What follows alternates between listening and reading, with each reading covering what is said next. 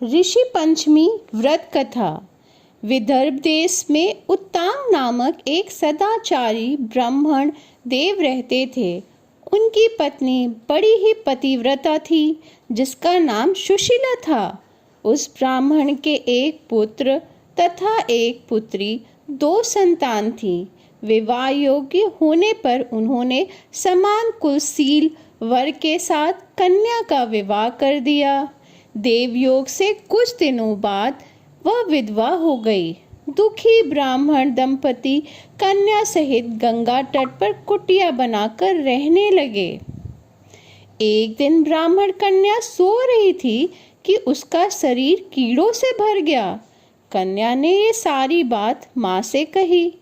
माँ ने पति से सब कहते हुए पूछा, प्राणनाथ, मेरी साध्वी कन्या यह गति होने का क्या कारण है?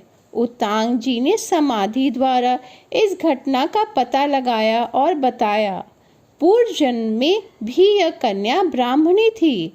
इसने रजस्वला होने ही बर्तन छू लिए। इस जन्म में भी उसने लोगों की देखा देखी भाद्रपद शुक्ल पक्ष पंचमी अर्थात ऋषि पंचमी का व्रत नहीं किया, इसलिए इसके शरीर में कीड़े पड़े हैं।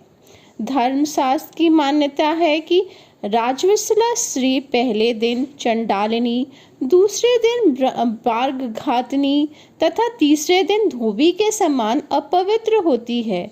वे चौथे दिन स्नान करके शुद्ध होती है। यदि शुद्ध मन से अब भी ऋषि पंचमी का व्रत करे तो इसके सारे दुख दूर हो जाएंगे। अगले जन्म में अटल सौभाग्य प्राप्त करेगी।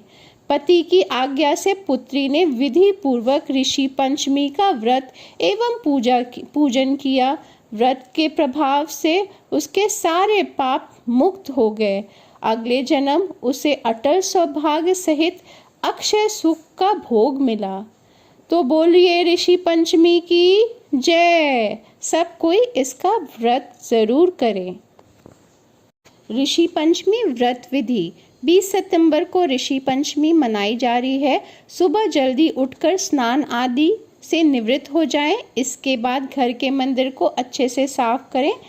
इसके लिए पूजन की सामग्री है। इसके लिए पूजन की सामग्री में धूप, दीप, फल, फूल, घी, पंचामृत आदि एकत्रित कर लें और एक चौकी पर लाल या पीला वस्त्र बिछाएं। चौकी पर सप्त ऋषि की तस्वीर रखें। आप चाहें तो इस दिन अपने गुरु की भी तस्वीर स्थापित कर सकते हैं।